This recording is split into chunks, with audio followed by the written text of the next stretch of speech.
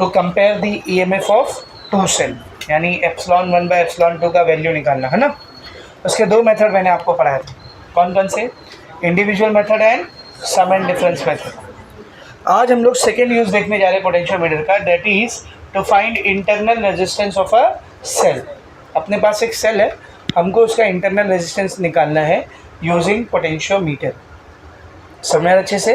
तो देखो सबसे पहले तो डायग्राम बनाएंगे, डायग्राम में क्या फर्क रहेगा, देखो जो बेसिक डायग्राम है वो तो सेम रहने वाला है। एक पोटेंशियोमीटर लेंगे हम लोग,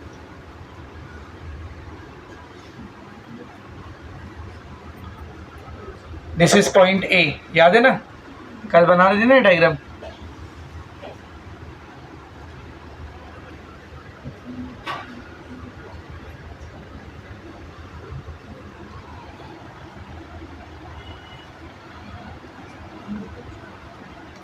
and this one is point B, ठीक है। अब अगर आपको याद हो तो कल भी हमने देखा, पॉइंट ए से यहाँ पर एक बैटरी कनेक्टेड होती है, उसका पॉजिटिव टर्मिनल है ना। बैटरी का ईएमएफ क्या लेते हैं हम लोग, एप्सिलॉन। यहाँ पर एक की, उसके बाद एक रियोस्टाट जो कि पॉइंट बी से कनेक्टेड होती है। ये इतना सेटअप सब में क्या है बेटा, सेम कॉमन, ठीक है। अब नेक्स्ट थिंग देखो, अब अपने पास एक बैटरी है, एक दूसरी बैटरी जिसका हमको इंटरनल रेजिस्टेंस निकालना है। क्या निकालना है बोल, इंटरनल रेजिस्टेंस। उसको हम लोग इस पॉइंट ए के अक्रॉस कनेक्ट करेंगे। देखो कैसा, सब लोग ध्यान से देखो, यहाँ पर एक सेकेंड बैटरी कनेक्ट हो रही है जिसका ईएमएफ है एप्सिलॉन 1। ईएमएफ कितना है बेटा, एप्सिलॉन 1। और इसी का हमको निकालना है इंटरनल रेजिस्टेंस। इसी का क्या निकालना है बोल, इंटरनल रेजिस्टेंस आर। ये जो स्मॉल आर दिख रहा है ना बेटा, यही हमको फाइंड आउट करना है। तो this is the main cell, ये वो सेल है जिसका हमको इंटरनल रेजिस्टेंस निकालना है, ये वाला।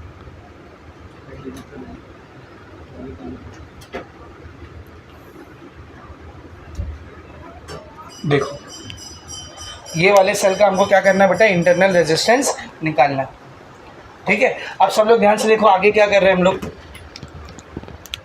ये दूसरे वाले टर्मिनल को, बैटरी का पॉजिटिव ए से कनेक्टेड है, नेगेटिव टर्मिनल को हम लोग कनेक्ट कर रहे हैं गैल्वेनोमीटर से। किससे कनेक्ट कर रहे हैं बोल, गैल्वेनोमीटर। और आपको पता है गैल्वेनोमीटर आगे किससे कनेक्टेड रहेगा, किससे कनेक्टेड रहेगा, जॉकी से, जिसके थ्रू हम लोग नल पॉइंट को लेके आएंगे। दिस इज जॉकी, ठीक है। मैंने बोला था जॉकी से नल पॉइंट आपको ये पूरे में कहीं भी मिल सकता है, ज़रूरी नहीं यहीं पे मिले, कहीं भी मिल सकता है, ठीक है। अभी ये सेटअप कंप्लीट नहीं हुआ है। ये वो सेल है जिसका हमको इंटरनल रेजिस्टेंस निकालना था ना। इसके साथ पैरेलल में हम लोग, ध्यान से सुना, इसके साथ पैरेलल में हम लोग एक नॉन रेजिस्टेंस और कनेक्ट करते हैं। इसको मैं नाम देता हूँ कैपिटल आर। क्या नाम दे दिया बोल, कैपिटल। और ये रेजिस्टेंस कैसा है बेटा, नोन है, हमको मालूम है इसकी वैल्यू। यूजुअली ये रेजिस्टेंस बॉक्स होता है, क्योंकि रेजिस्टेंस बॉक्स के जरिए हम लोग रेजिस्टेंस को चेंज भी कर सकते हैं और उसकी वैल्यू भी पता रहेगी, ठीक है ना। और यहाँ पर एक और की हम लोग लगाएंगे, इस की को नाम दे देते हैं K1। क्या नाम देते हैं बोल, K1। तो सर्किट में टोटल दो कीज है, K और K1, और दो सेल्स है, एप्सिलॉन और एप्सिलॉन 1। और इस एप्सिलॉन 1 का हमको क्या निकालना है, internal resistance. So this is the setup, ये पूरा डायग्राम है। समझ में अच्छे से देखेंगे कैसा, ध्यान से देखो। शुरुआत तो सेम होगी, a potentiometer setup of wire AB, driver battery,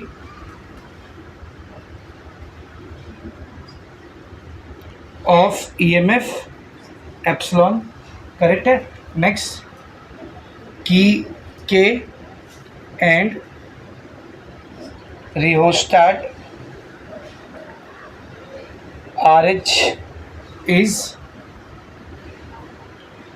connected as shown in figure। तो ये तो सब में कॉमन ही लिख रहे हैं हम लोग, है ना, जो अभी पहले दो किए उसमें भी और इसमें भी कॉमन है, ठीक है। आगे अब क्या बताना है कि जो पॉइंट ए है उससे एक दूसरी बैटरी कनेक्ट किया जिसका हमको क्या निकालना है, इंटरनल रेजिस्टेंस। तो ठीक है ना, ध्यान से देखो, positive terminal of cell, positive terminal of cell having EMF epsilon 1, एक दूसरा सेल है जिसका ईएमएफ कितना है बोलो, एप्सिलॉन 1, उसके पॉजिटिव टर्मिनल को किससे कनेक्ट कर रहा हूँ मैं, पॉइंट ए से। लेकिन यहाँ पर देख मैं कुछ और भी लिख रहा हूँ ऐसा कॉमा डाल के। क्या लिख रहा है जरा ध्यान से देख, positive terminal of cell having EMF epsilon 1 comma whose, मतलब जिसका, ध्यान से लिखा, whose internal resistance small r is to be determined. सही है, ठीक है। ये जो दूसरा वाला सेल है जिसका ईएमएफ एप्सिलॉन 1 है, इसी का इंटरनल रेजिस्टेंस आर हमको क्या करना है बेटा, डिटरमाइन करना। तो फिर से देख, positive terminal of cell having EMF epsilon 1 whose internal resistance r is to be determined is connected to point A.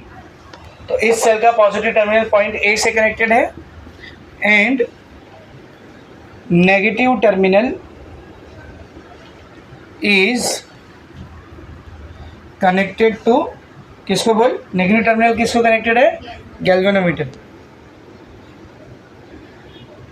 Galvanometer which is further connected to a jockey. यहां तक ठीक है, कोई मसला यहाँ तक नहीं ना, ठीक है। अब इसके बारे में बताएंगे बेटा कि जो सेल है जिसका इंटरनल रेजिस्टेंस निकालना है, उसके पैरेलल में हमने क्या कनेक्ट किया है, non resistance via resistance box. किसके जरिए, रेजिस्टेंस बॉक्स के जरिए। और क्या लगा है, की, क्या नाम रखा उसका, K1, ठीक है ना। A resistance box of non resistance R, एक रेजिस्टेंस बॉक्स है जिसका रेजिस्टेंस हमको नोन है, क्या नाम दिया उसका मैंने, आर, एंड अ की K1, एक की है जिसका नाम क्या है, K1, आर कनेक्टेड टू, ये दोनों कनेक्टेड है, are connected in parallel with the battery of EMF epsilon 1। ये दोनों पैरेलल में कनेक्टेड है, किसके साथ, उस बैटरी के साथ जिसका ईएमएफ कितना बेटा, एप्सिलॉन। तो जो पूरा डायग्राम बना हुआ था उसको लिख दिया हमने यहाँ पर। अब एक्सपेरिमेंट कैसे किया जाता है सर, सबसे पहले हम लोग क्या करते हैं मालूम, ये वाली जो की दिख रही केवल, इसको ओपन रखते हैं, इसको ओपन रखते हैं और इसको क्लोज करते हैं, समझ अच्छे से, ठीक है ना। तो देख क्या होगा, फर्स्ट की K इज क्लोज्ड, ये वाली की क्या है बेटा, क्लोज्ड, एंड की K1 इज ओपन, और ये वाली क्या है बेटा, ओपन है। तो बताना करंट कैसे जाएगा सर्किट में, देख यहाँ से क्या इधर, ठीक है। ये वाले ब्रांच से करंट आएगा क्या, नहीं आएगा, ये वाले ब्रांच से करंट नहीं आएगा, इसी ब्रांच से करंट आएगा बस, जो भी आएगा, ठीक है। तो पहले K की को क्लोज रखेंगे और इसको क्या रखेंगे बेटा, ओपन रखेंगे, समझ में आ रहा अच्छे से। अब क्या करना है, जॉकी को टैप कर करके क्या करना है बोल, नल पॉइंट निकालना है। तो समझ यहाँ पे कहीं मेरे को नल पॉइंट मिला, इधर पे कहीं मेरे को नल पॉइंट मिला, जिसका लेंथ है L1। कितना लेंथ है बोल, L1। सिर्फ ये इतना L1 नहीं है, ये पूरा मिला के कितना बेटा, L1। अब उसको पूरा तो नहीं दिखा सकते ना, तो मैं यहाँ पे ऐसा L1 लिखा, ठीक है। तो क्या रहेगा देख, null point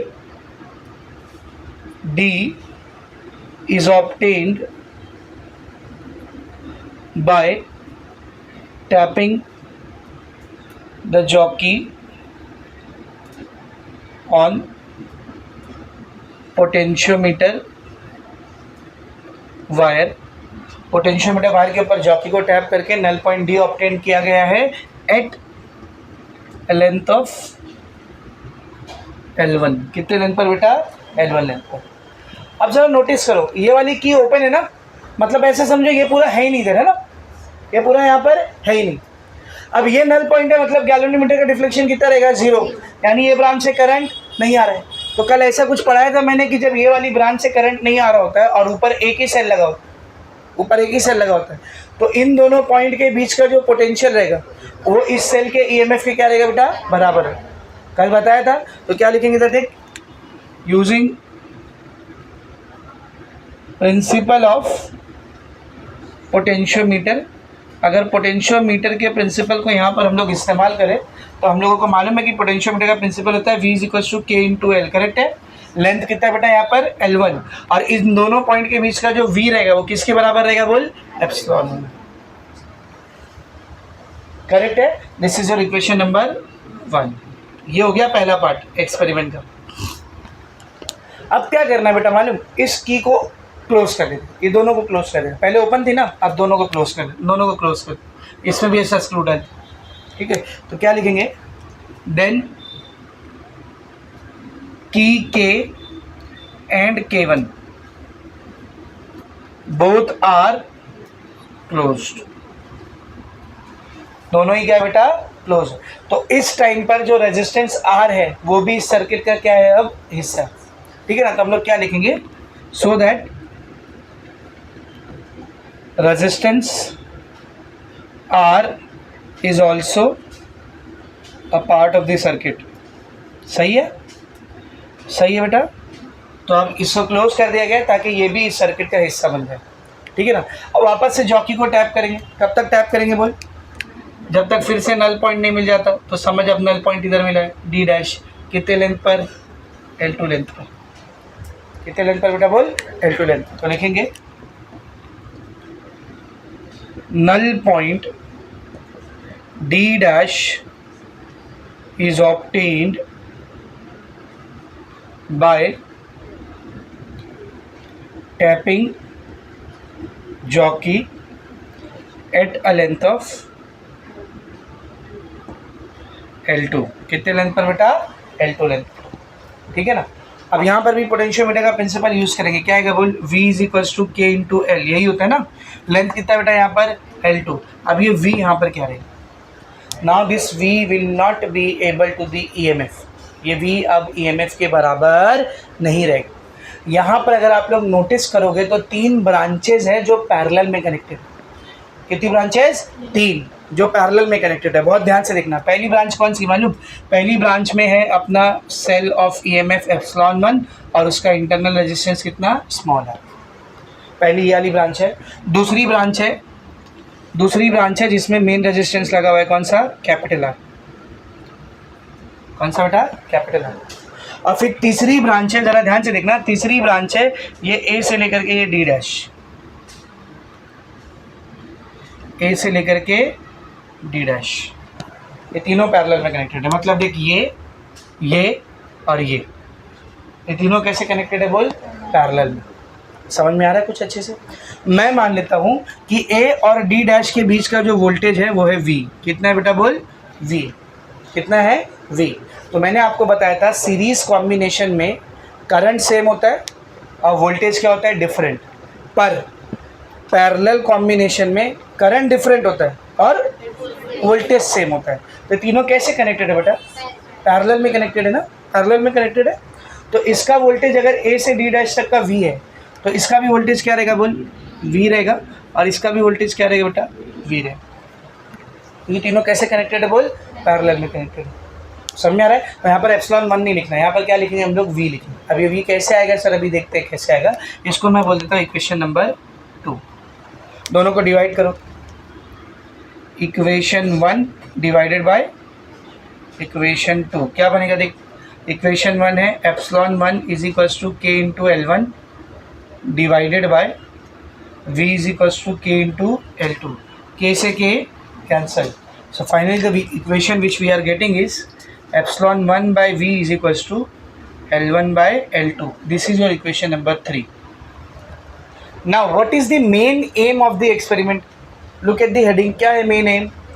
To find internal resistance of a cell. इन तीनों इक्वेशन में देखो इंटरनल रेजिस्टेंस कहाँ है अभी पिक्चर में, ना इधर है स्मॉल आर, ना इधर है स्मॉल आर, ना इधर है स्मॉल आर। तो कर क्या रहे हम लोग, जिसको निकालना है वो अभी तक इक्वेशन में आया ही नहीं है, तो अब उसको इक्वेशन में लेकर के now we will bring it into the equation. अब इसको इक्वेशन में हम लोग लेकर के, समझ में आ रहा है बेटा अच्छे से, is it very much clear. तो ज़रा ये वाला जो ऊपर का ब्रांच बना हुआ है ना बेटा, इसको मैं अलग से आपके लिए बना रहा हूँ, इसको हम लोग अलग से ड्रॉ करेंगे क्योंकि अब उसका काम है, ठीक है।